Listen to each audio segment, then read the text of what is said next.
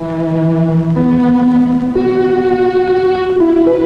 following program is from E, the National Educational Television Network. NET Journal, a look at the events and issues of the world today.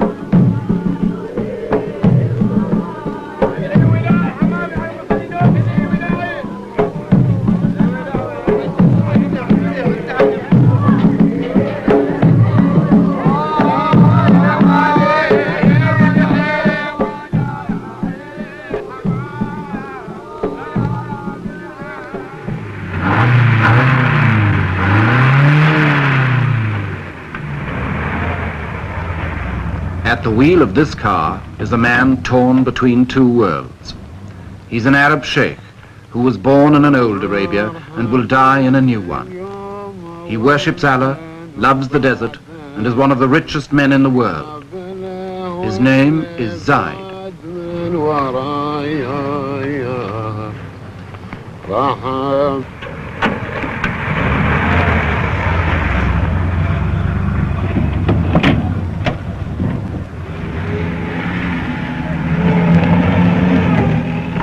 Zayed rules a little kingdom in Arabia called Abu Dhabi. 20,000 people in a stretch of sand and salt flats about half the size of Denmark. To the tribesmen who follow him everywhere, he's the undisputed boss. His forefathers ruled the desert from the back of a camel. He rides it in a limousine. But he remains, as they were, the center of tribal life. He's the man you serve, the man you hunt with, and the man you fight for. Above all, he's the man who leads. Wherever Zayed goes, his men go too.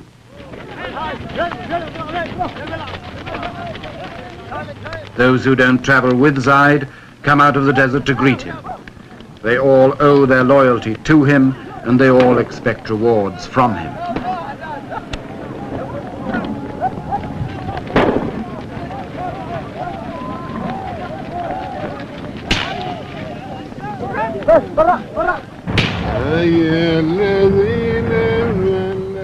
Zayed's tastes have not been influenced much by his money. He likes the simple life, to drive himself, to go hunting and camping in the desert, to be with his people as a sheikh should be, to follow the ways of the old Arabia.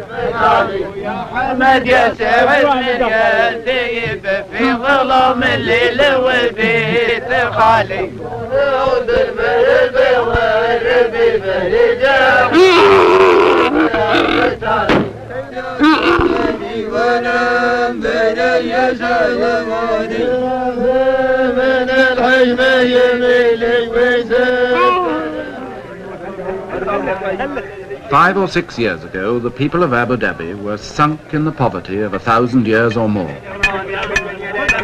The 20th century had passed them by. Today, their ruler, Zayed, is one of Arabia's nouveau riche, who's acquired overnight a fortune from oil. His income could give $5,000 a year to every man, woman, and child in the place, enough to make Zayed a multimillionaire. Superficially, the old customs are unchanged. The tent goes up as it always did.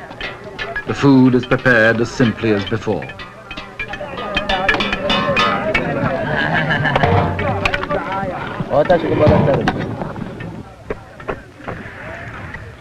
Zayed's natural pace is leisurely, almost indolent. Time is about the only thing the desert's been rich in until now. Time for coffee, time for talk, time made into ritual from century to century, from morning till night.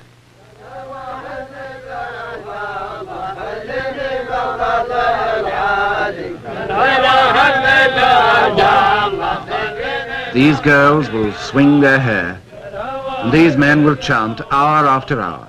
In the desert, there's no rush. At least, that's how it used to be. But Zayed, with his money, has begun to learn better.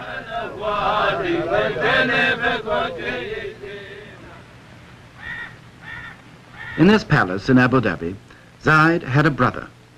His name was Shaikh, and for more than 30 years he ruled Abu Dhabi in poverty and comparative peace. Shaikh's rule was traditional. His word was law, but he stayed close to his people. Anyone was free to talk to him any day in the Majlis, the tribal council, and as long as they had no money, they were all relatively contented. And then in the 1960s, Abu Dhabi struck it rich, and its troubles started. In a year or two, people were demonstrating about work and wages who'd never had either in their lives before. The grumbles grew as the money mounted, because Shaikh was a miser. All his life he'd been a poor man. Now that he was rich, the skinflint habits stuck. And like a man who's won first prize in a lottery, he found his money made few friends.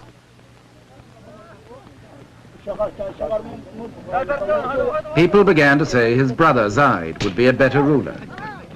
He had a mind more open to the world. He was generous. He was a man's man. But Zayed had sworn to his mother years ago that he would never harm Shaikh, and for 5 more years he stayed loyal, and the people waited.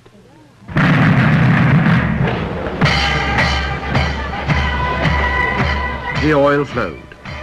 The money poured in, but Shaikh wouldn't spend it. He was paralyzed by habit, suspicion, and downright fear. He knew the harsh old world of Arabia. He couldn't meet the challenge of the rich new one.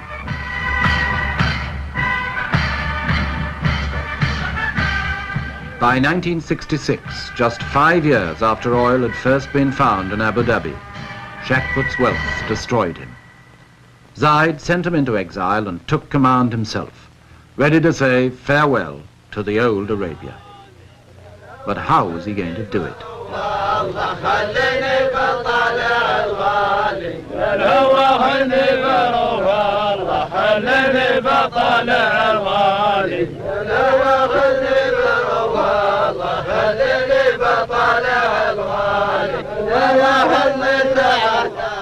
Even with a new ruler, the old life still goes on.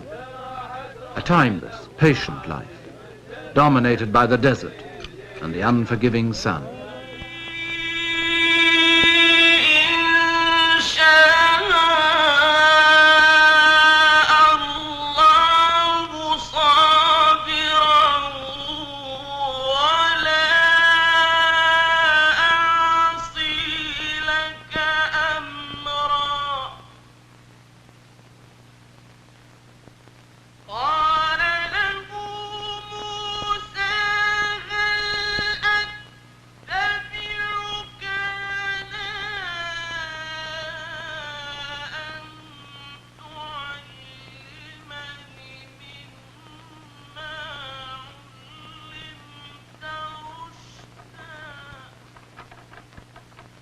Arabia is a land of terrible heat and terrible bareness. A tract of desert as big as Western Europe, practically untouched by the world until a few years ago. To anybody who doesn't live there, it seems a land of mystery and romance, full of the exotic promise of the veil. There are still people who think of it as the land of harems and the Arabians. In reality, it's a harsh and lonely place.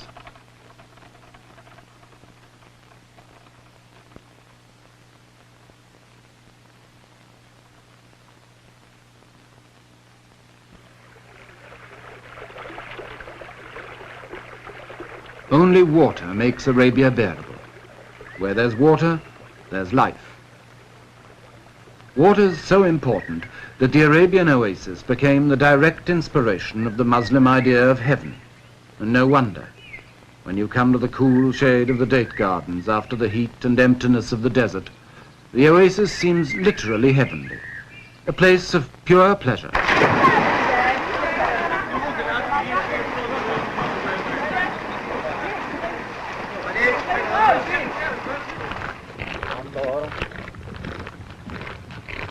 Every well in the desert is like a port. The camel caravans cross the desert like ships cross the sea. There are no frontiers, no fixed territory, no land belonging to anyone. There are just the wandering Bedouin and their camels, as attached to each other as sailors and their ships, bringing their trade to the desert markets.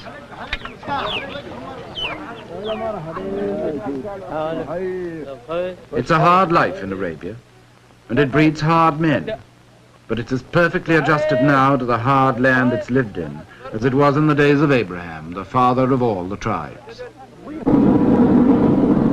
There's still a sort of biblical rhythm about it. If you want to know what the loaves looked like in the Bible parable, here they are, baking in Arabia today just as they did 2,000 years ago on the shores of Galilee. And I don't suppose the fish have changed much either.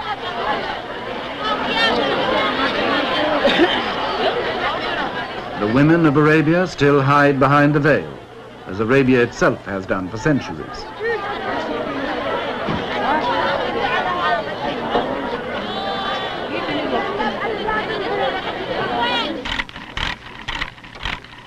Around the coasts, the Arab boats are made today by hand and eye and ancient equipment, much as they were when the spice trade and the slave trade kept them busy from China to the shores of Africa.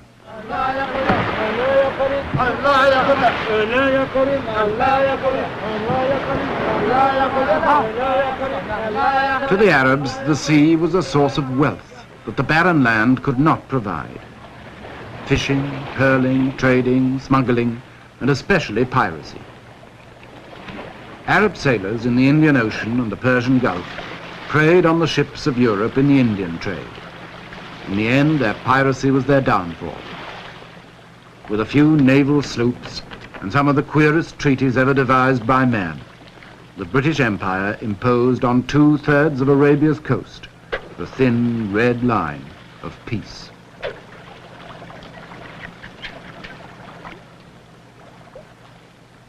But neither the empire nor peace got much further than that. The sea was all anybody cared about. As long as that was safe, the land could rot, and so it did, in neglect and perpetual tribal warfare.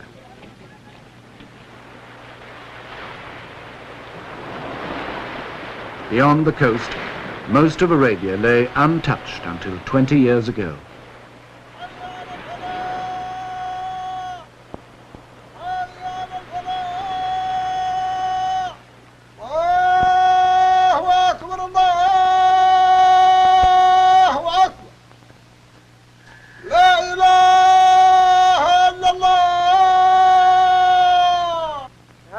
God is great.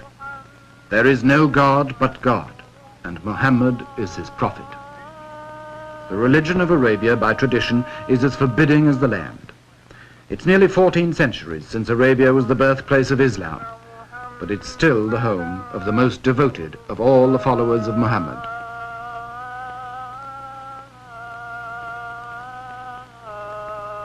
Islam means submission to the will of God. In the desert, there isn't much you can do but submit and pray for God's mercy.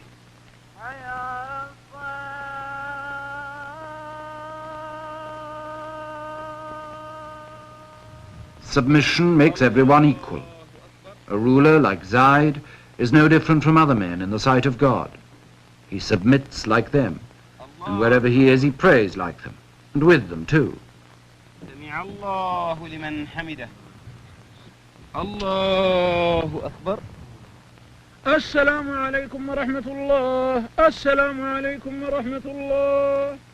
The Prophet decreed that the faithful must pray 5 times a day, from dawn to dusk.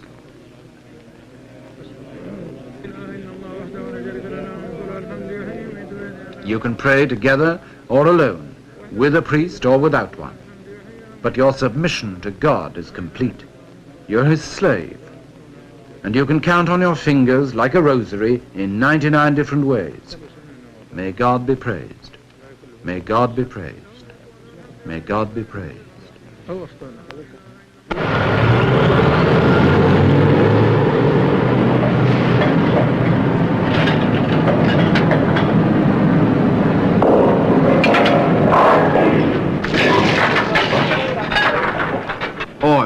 has ended the centuries of Arabian isolation.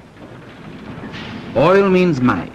It's worth nearly $6,000 million a year around the Persian Gulf alone. And although most of the Arabian oil fields have been in production less than 20 years, their wealth is cracking the old life of Arabia wide open.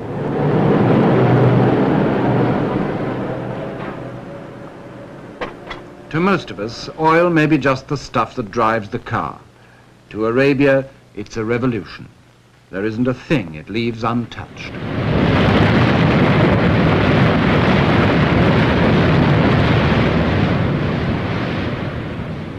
It makes the desert rich. It brings the prospectors and the lawyers and the map makers to divide it.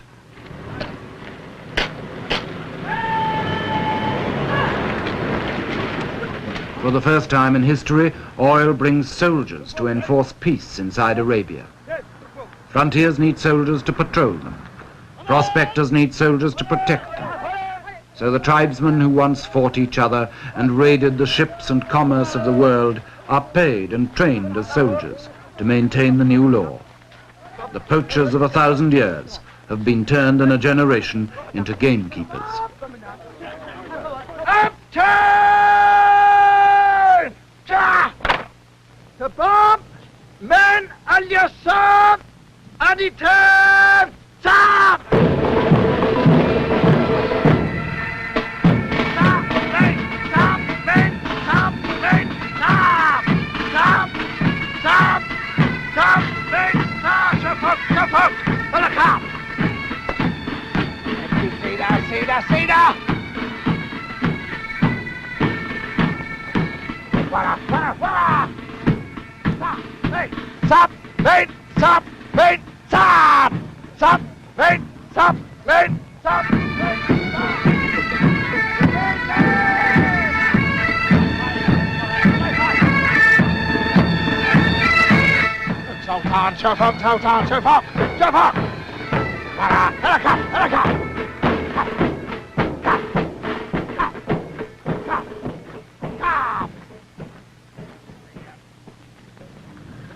Sir. 245, sir. 245. Money begins to make its mark everywhere. The Shaikh gets millions, the soldier only a scrap, but it buys a new life for both of them. 302, sir. 302. 245. You attain what? Sold! Sold! Sold! Sold! Sold! Sold! Sold! Sold! Sold! Sold! Sold! Ho! Ho! Ho! Ho! Ho! Ho!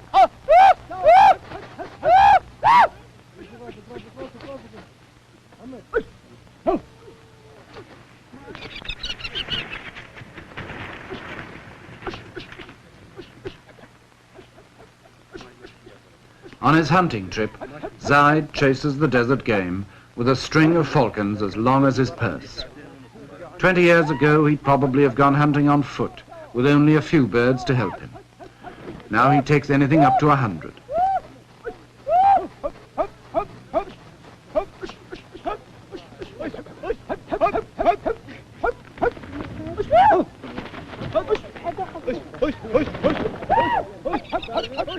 Each of Zayed's followers has a falcon to look after. They train them, stroke them, talk to them, practically sleep with them.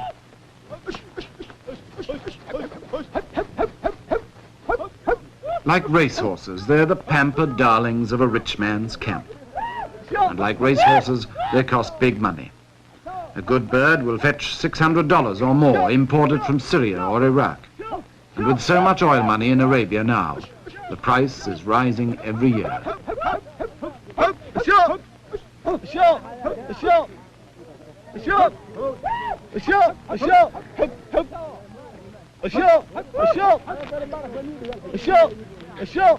Nothing escapes the touch of money.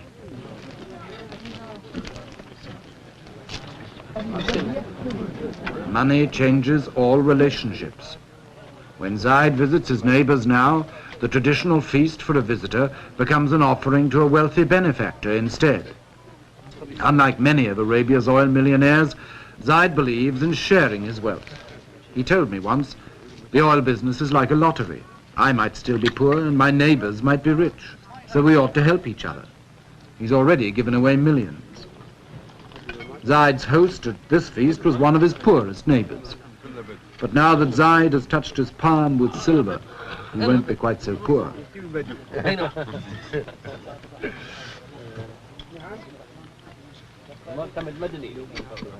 The feast is traditional: goat's meat, chicken and rice. And when the VIPs are finished, the lesser men move in.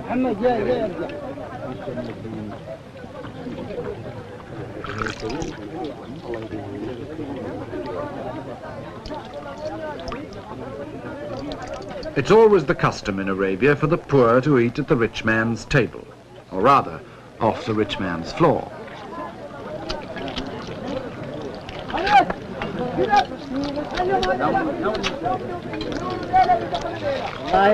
When this lot are finished, there'll still be more to come, in descending order of rank and ascending order of hunger. It's not the most elegant spectacle, and it's not the choicest food, but in a harsh and hungry land, any excuse is welcome for a blowout, especially when it's held for a man with money.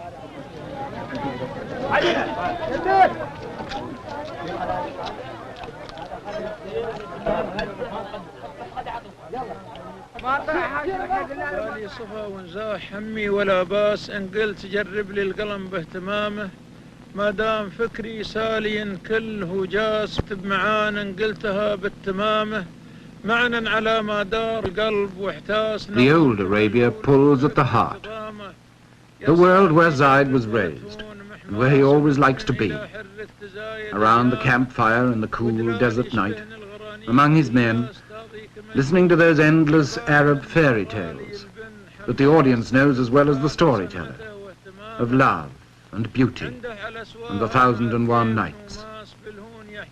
When the hunting's over and the caravan's resting, this is how they've passed the time for 1,000 years.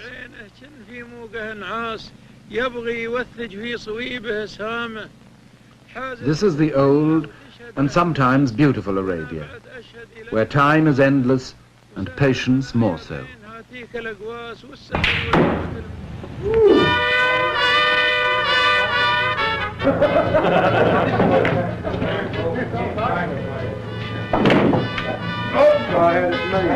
But in the new Arabia, time is money, and that pulls at the purse strings. This is the Arabia of the air-conditioned desert, the sanitized, sterilized caravan of the 20th century, with its international wealth and international accents.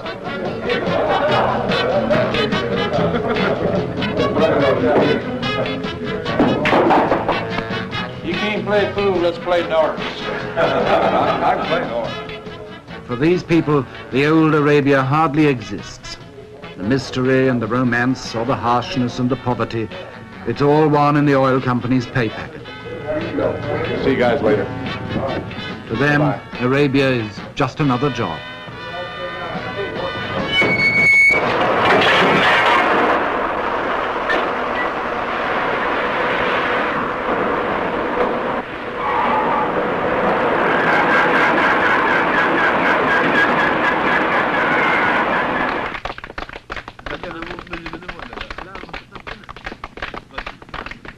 The fairy tale is over, and everyone now will live happily ever after in the dream world of the Arabian Nights.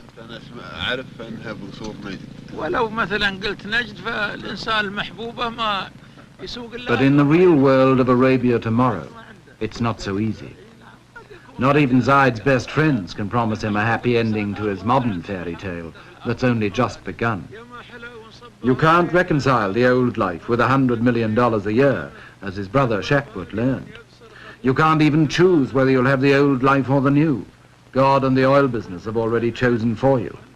From now on, you can only try to ride the terrible tiger of the 20th century and wonder if it will not eat you in the end.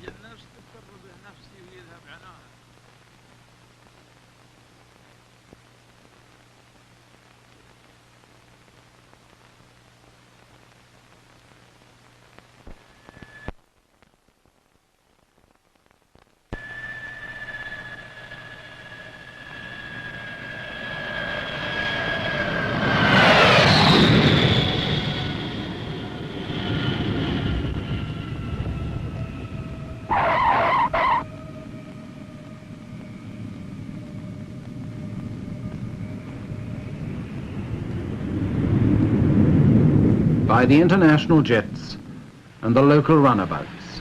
The vultures of world commerce descend on Zayed's little kingdom. They're perfectly decent vultures, just bankers and businessmen doing their job. $100 million a year is a nice piece of export market to get your hands on, especially when the place so obviously needs your help.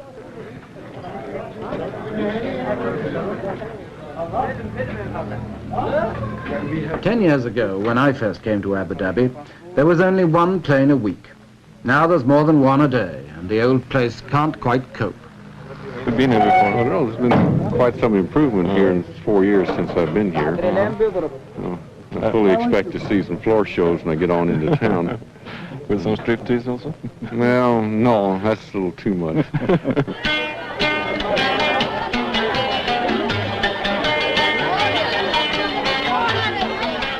In Abu Dhabi town, at first sight, there isn't much sign of change. Shaik's static rule left the town nearly as squalid as it always had been. And some of these people hardly know yet what's going to hit them, now Zayed's ready to spend his millions. The alleys are still dark and dirty. The beggars wait patiently for the faithful Muslims to do their duty as the Prophet ordained and give them alms.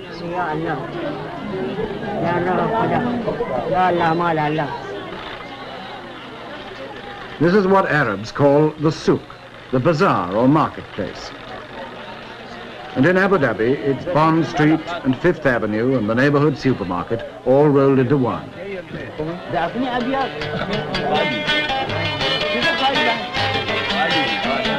For the Arabs of the desert, it's got everything we mean by bright lights and the big city. It's not much of a place, but this is where 20,000 people are going to share Zayed's inheritance of 100 million a year. Some of them have got a share in it already. They've bought big cars to go bumping over the unmade tracks. Big lorries to cash in on the building boom. And they've also learned to throw them away like all good modern men. There are 4- and 5-floor office blocks instead of shanties, and concrete instead of mud. The modern world, our world, is taking over. I remember, for instance, not long ago, when there wasn't a single bank in Abu Dhabi. Now, these buildings are all banks. Money in the bank means money to buy with, and the beach at Abu Dhabi is piled with purchases.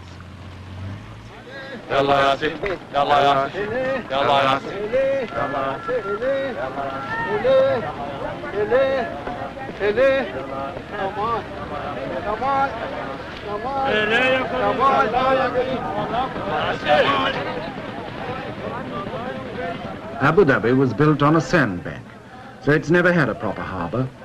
But that didn't matter much when there was nothing but a few dates to ship out and a few tins to ship in. Now the whole modern world is dumped into the sand. Air conditioners and deep freezers, timber and steel, cement and typewriters, fans and filing cabinets. You name it and you'll find it here, sweeping in like a tidal wave on the old Arabian shore.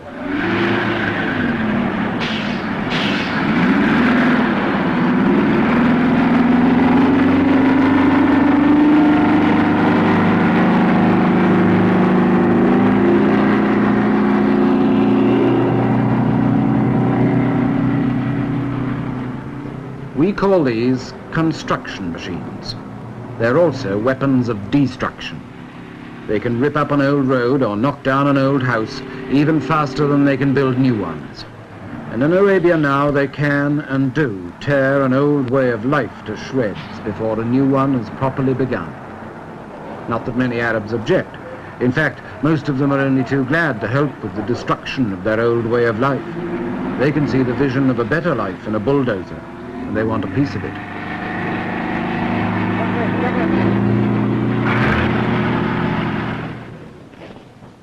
Someone, though, must try to strike a balance between building the new and wrecking the old.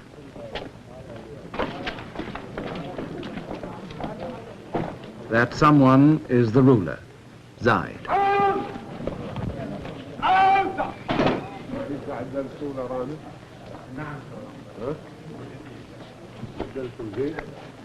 Zayed knows from experience that if he's too slow to destroy the old world, he may be removed like his brother Shaikh would.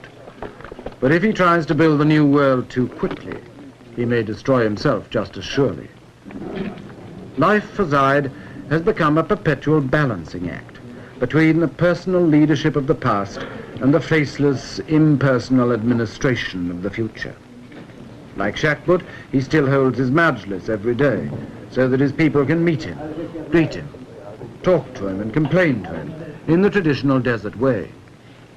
The ritual is unchanged. The coffee is served. Time, motion and people seem as leisurely as ever.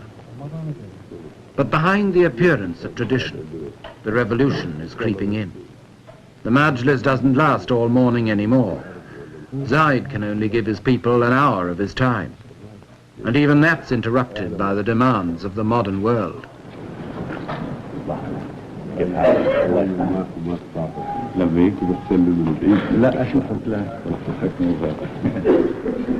Welcome to the international businessmen. Welcome to the salesmen, to the experts, to science and high finance. Maybe welcome to the con men too, until Zayed learns to pick them from the rest.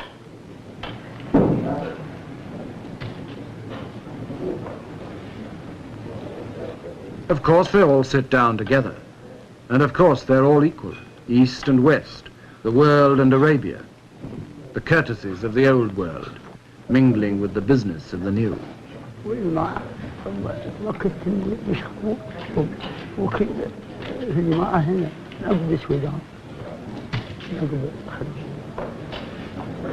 But it's the newcomers in business suits who get the places of honor at Zayed's side. And not just because Arab hospitality demands they should be favored. They're there because they represent power. The power to provide the people of Abu Dhabi with anything Zayed can now afford to buy.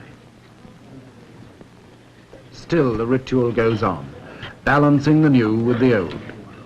The first thing a visitor must do in Arabia is to learn patience. You can sit for hours in places like this and never do anything but ask after each other's health. All in good time and all by the will of God. Never do today what you can put off till tomorrow. Never act if you can talk instead. The tribesman with a problem comes to Zayed to sort it out. And everybody else must wait. Patience and still more patience. But now there's $100 million of good hard cash burning a hole in patience every year. That's business that won't wait. It may be the will of God that's given it to Abu Dhabi, but it's the will of man, and especially the will of Zayed, that has to decide what to do with it now.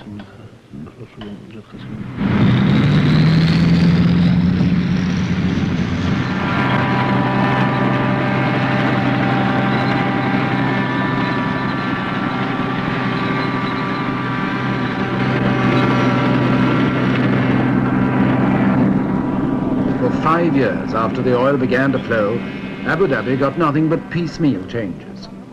Now Zayed has come to power with a plan to make Abu Dhabi the model state of Arabia, with all the paraphernalia of development. In the first few months of his rule, he awarded $70 million worth of contracts, and he's out every day to spur on the men who are making him a brand new kingdom. And this will be going out the Fox and the Mile, and then the second stage, which will be done next spring or next summer, whenever Your Highness decides, would continue on out into the very deep water for the large freighters, the large ships. طال عمرك يقول هو هذا الدفن اللي انتم تكلمتوا عليه، يعني اللي طلبتوا منه الدفن هو اللي يطلع ميل واحد.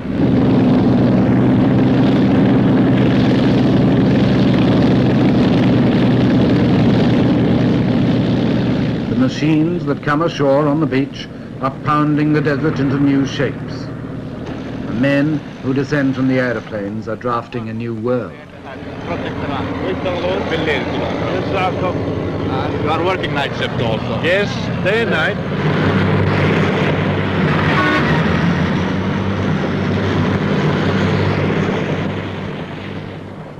It's a world where time and opportunity have changed places.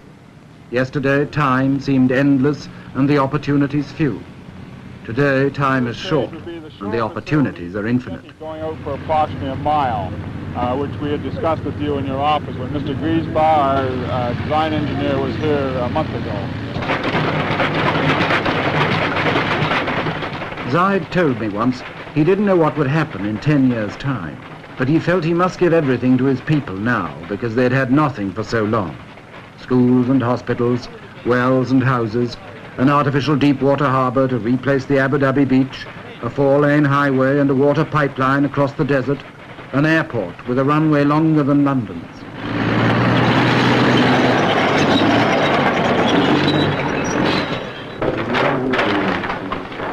This is just the location of it. Now, you are approximately in this area here, Your Excellency, Your Highness, and as we're going down the road... Of course it'll change everything. Zayed's told me that too. The first thing to go, he said, would be the Arab's love for his camel. But what's a camel to a VC-10?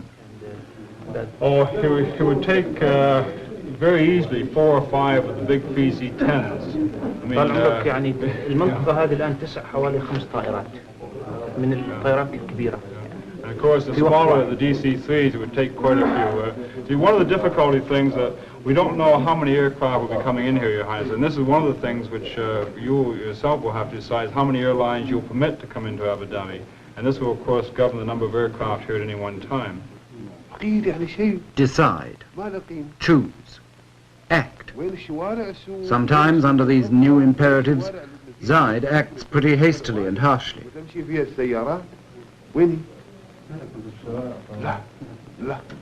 He dismissed this plan for a new souk in Abu Dhabi with scarcely a moment's thought.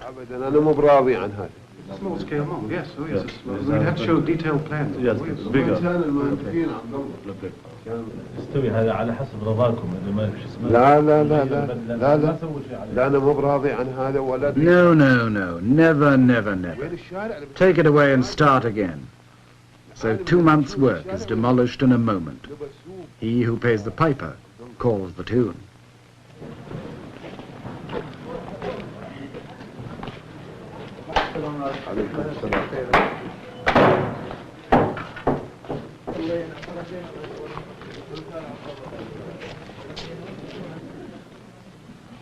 In the courtyard of Zayed's palace, the centuries slide back again. A moment ago, Zayed was the modern oil tycoon, aloof and decisive. Now he's back in the role of Shaikh, the universal uncle to his people, the feudal lord with his followers, in procession to the daily feast.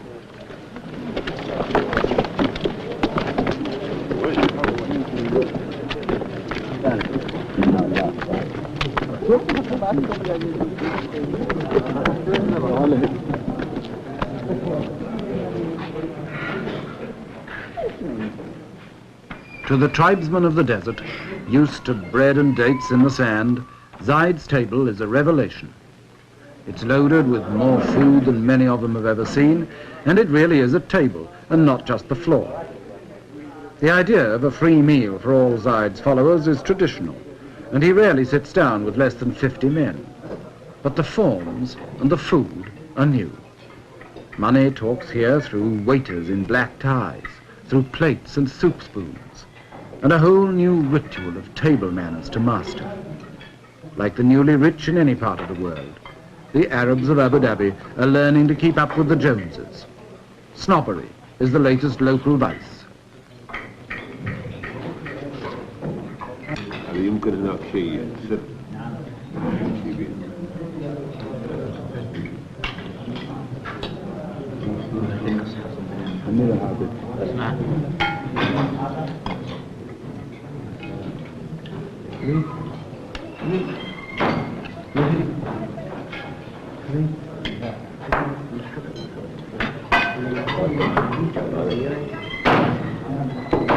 These are our rulers. These are our rulers. Good. What's this?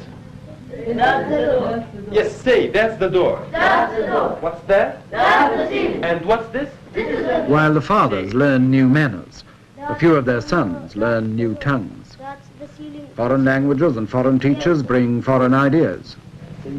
That's the ceiling, yes. That's the ceiling. Yes. This is the floor. Good. Here's a pencil. Good. Here's a ruler. There's a picture. Say it again. Good. Now all together, stand up. Yes, that's the window. Huh. That's the window. That's the door. That's the ceiling. This is the floor.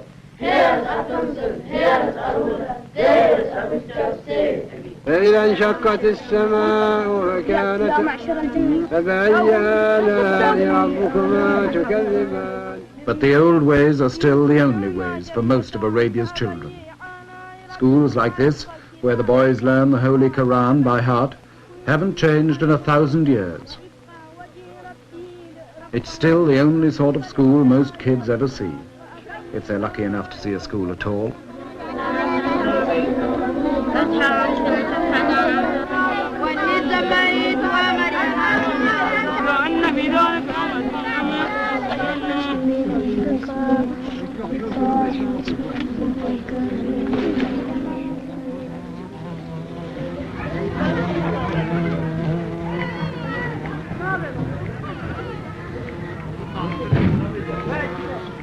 The romance of the old Arabia was always a bit of an illusion.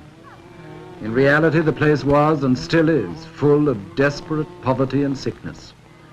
There wasn't a single hospital in Abu Dhabi until a few years ago, and doctors were hardly ever seen. Now there's this American mission hospital, overburdened, overcrowded, forced to compromise, like everything in Arabia, between modern standards and old habits. It's something that we have not wanted to exist, these patients being in all together, but we've been working on it, and we haven't come up with a good answer, simply because we don't have enough staff to watch all the doors. We lock the front door and they come in the back door or the side door.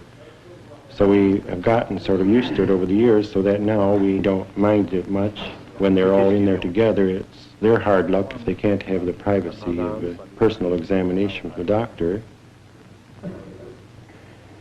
The little children often have diarrheas or fever, colds, and sores and abscesses and such to take care of.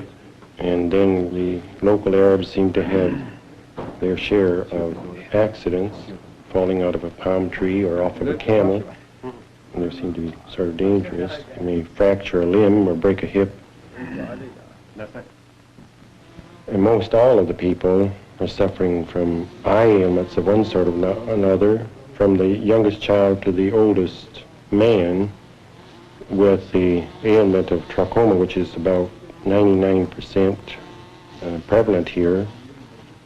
Many of them are suffering from tuberculosis.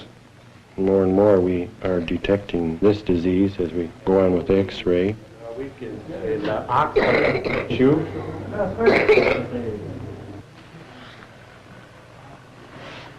تمام هذا تمام هذا الحين نريد نفس صدرك شوية ها ورايك بس من هني. Tradition still throws a veil around the women of Arabia that even the doctor can't quite penetrate. His examinations here are probings in the dark. وين يعرج أكثر هني شوية هني شو هذا هذا أوكل من أول وسم ذي وسم. The women are the most conservative force of all, secluded, unchanging, uneducated, and fatalistic. They accept their lot meekly, and they do their duty faithfully as the handmaidens and chattels of men. But for how much longer, when even under the thorn bush the doctor arrives with his medicine, and every jab with a syringe becomes a sort of revolution?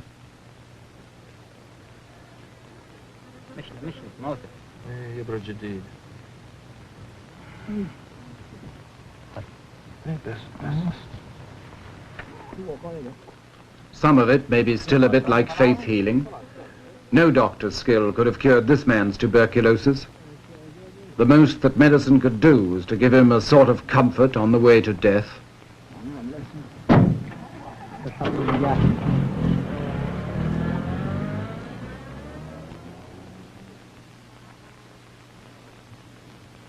But if the 20th century medicine doesn't always work, it does challenge that submission to the will of God that accepts death whenever it likes to strike. So Islam itself comes under attack. God's will always seems more flexible when you can meet it with a millionaire's money. I have the honor to present the estimates for Abu Dhabi for the year 1967. The total revenue, as estimated, is 41,202,080 dinars. For the ruler, the days are over when he had so little money that nobody cared how he spent it. Now Zayed must have a budget and a British accountant to keep the books. Development expenditure is estimated at 23,275,671 dinars. Every penny is another nail in the coffin of the old Arabia, and maybe in the life of Zayed too. Dinar. You haven't included the airport building here, the terminal building, have you? The airport building hasn't been tendered for. It hasn't been tendered for. But this goes in the lump sum, does? That goes in the lump sum of 10 million down here, yes. When I said that this included all the expenditure, there are things like the police, for instance, where it's impossible to get a true estimate. We have to wait the arrival of the new people to give us these estimates. I've put in 1/3 dinars for them to give them authority to spend. Outside Zayed's office, time still seems endless and patience still comes easily. His people have given up their lives to Allah. What God wills, they still accept. But the signs of dissolution are all around them, like the leisurely old world's cast-off furniture and the new office chairs that are waiting to take its place. As the offices grow, the people seem to shrink. When Zayed was simply the leader of a tribe, these men could meet him every day. Now he's the administrator of a modern state. He's forced to shut them out of his life. They can only wait while the world moves in a business suit.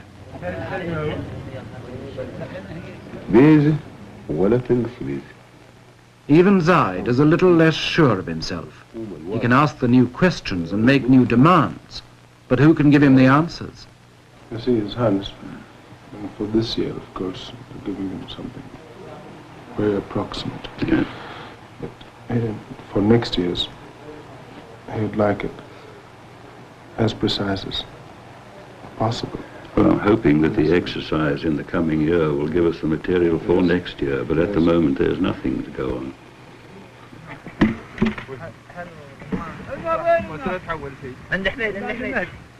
From their uncertainty about the new way of life, Zayed and his men go back to the desert as often as they can.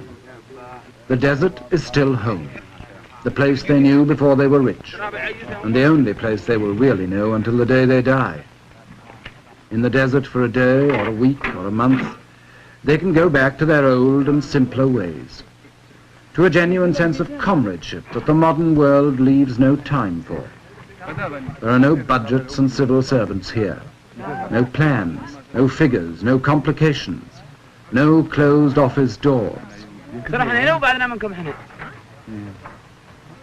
نحن ناوي بنسيلكم قلنا الشيوخ قيلوا والشيوخ ما عندهم دله ونحب نسوي لهم الهواء. There's the sky, the heat, the emptiness, and the infinity of time that they've always understood. Out here, they can all be sure of themselves again. They can relax and be men again. Or perhaps, being only men, they can just be boys.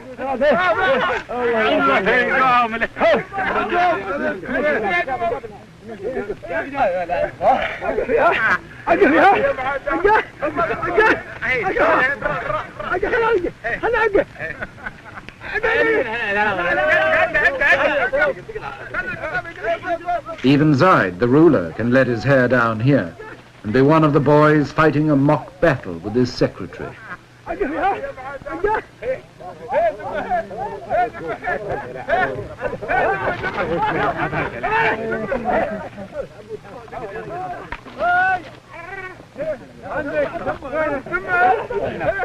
On trips like this, the desert is an escape, a recovery of innocence, a return to Eden. But like all escapes, it's also an illusion. The innocence is lost and will never be recaptured. because the old Arabia of isolation, hardship and tribal war in which it flourished has been swept into the world at last. The unknown land has been more than just discovered. It's been uncovered in the past 10 or 20 years and dragged naked into everybody's sight.